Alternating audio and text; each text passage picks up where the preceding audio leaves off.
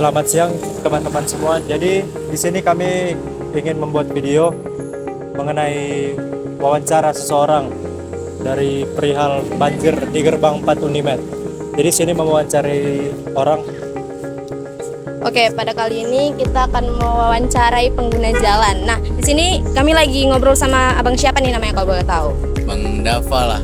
Oke, Bang Dava, kalau boleh tahu, abang tinggalnya di mana nih? Kalau tinggal di daerah sini di Laut Dendang.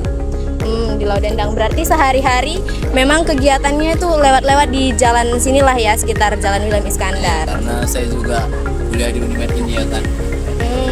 Oke. Nah, seperti yang orang-orang tahu tuh biasanya kalau misalnya hujan, Bang, kan banjir tuh kan di Jalan William Iskandar ini.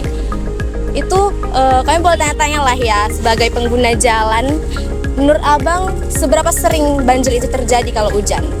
Kalau hujan mungkin tergantung deras atau enggaknya hujan sih. Kalau misalnya cuman gerimis-gerimis saja mungkin cuman genangan air lah.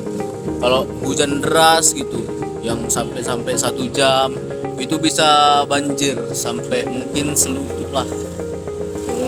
Selutut. Berarti paling parahnya hujan tuh banjirnya selutut lah ya. Selutut. Sebagai pengguna jalan, menurut abang itu menjadi suatu keresahan nggak?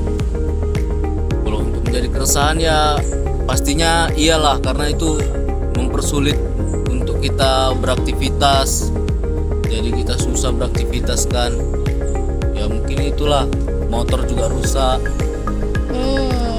Biasanya abang kalau misalnya udah hujan, ngeliat nih sekitar sini banjir, kalau pulang biasanya lewat mana?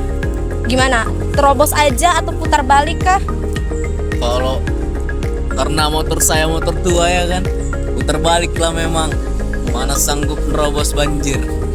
Oke, boleh lanjut. Jadi di sini Bang, apakah fungsi drainasenya berjalan dengan baik atau tidak? Mungkin kalau menurutku ya, fungsi drainase sini memang kurang baik lah, kurang berfungsi dengan baik lah drainase di sini. Makanya sering terjadi banjir kalau hujan.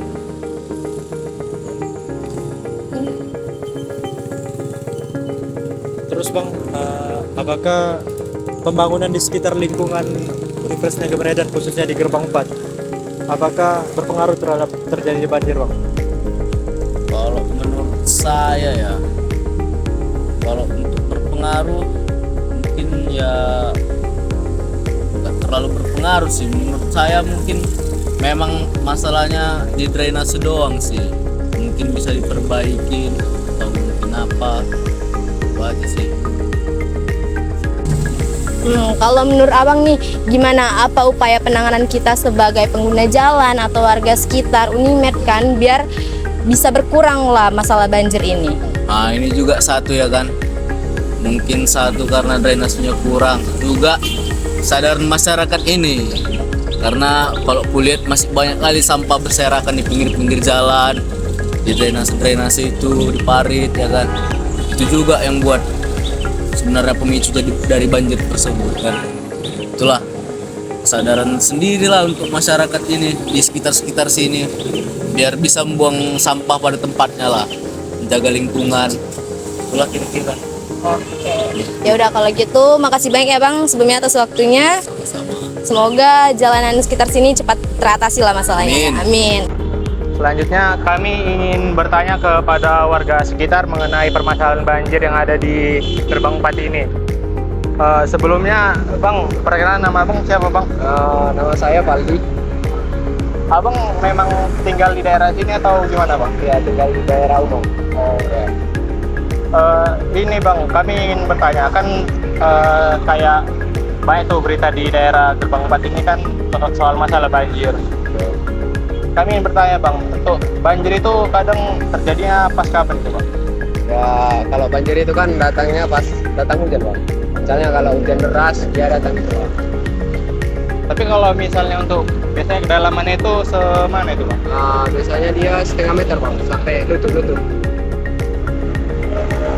Kalau menurut Abang itulah sebagai warga sekitar itu mengganggu kayak perjalanan orang-orang sini yang lewatin daerah ini atau tidak? Tentunya terganggu gitu bang, karena kan kalau sudah banjir kan pastinya ada macet bang. Kendaraan yang sepeda motor gitu nggak bisa lewat bang, itu aja. Gini bang, kan kita tahu nih penyebab utamanya pasti drainase atau saluran air. Nah, yang harus kita ubah itu sebenarnya menurut abang yang harus diperbaiki drainasenya atau kesadaran orang-orang agar nggak membuang sampah di saluran air tersebut. Yang pertama itu bisa juga kesadaran masyarakat itu bang, karena kan kita tahu di daerah Gerbang 4 ini sampah di mana-mana bang. Mungkin penyebab banjir itu satu bang. Selanjutnya bang, apa di sini pernah kayak gotong royong bersihkan sampah di sini? Sejauh ini saya nggak pernah tengok bang, nggak pernah lihat. Berarti masih jarang ya bang? Oh iya masih jarang bang. Nah ini ya bang, saya mau bertanya, sini kan udah sering terjadi banjir. Saya mau bertanya, apakah abang udah pernah melihat itu pemerintah turun tangan langsung menangani masalah banjir yang terjadi di daerah ini bang? Sejauh ini karena saya juga orang rantau gitu kan, belum pernah nengok pemerintah turun tangan memperbaiki banjir di sini ya. Menurut abang, langkah apa yang paling efektif untuk menangani banjir yang terjadi di daerah ini? Menurut saya sih kalau langkah pertama itu kesadaran masyarakat itu bang, supaya orang itu tidak membuang sampah sembarangan dan itu aja lah.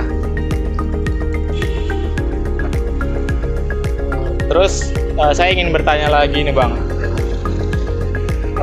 bagi inilah walaupun abang kan tidak berjualan daerah sini, ada nggak dampak bagi penjualan daerah-daerah sekitar sini ketika terjadi banjir? Apa dia mengalami kerugian atau tidak? Kalau masalah rugi atau enggak rugi bang, tapi orang itu terganggu pas ada penjualan gitu bang. Misalnya kalau ada banjir di sore hari, orang itu nggak bisa jualan lagi bang. Kalau masalah rugi atau enggaknya, kemungkinan enggak bang. Oke, mungkin terima kasih banyak ya bang sudah kami wawancarai. Mungkin ini saja wawancara dari kami tentang permasalahan banjir di Gerbang 4 Unimed. Kami akhiri. Assalamualaikum warahmatullahi wabarakatuh.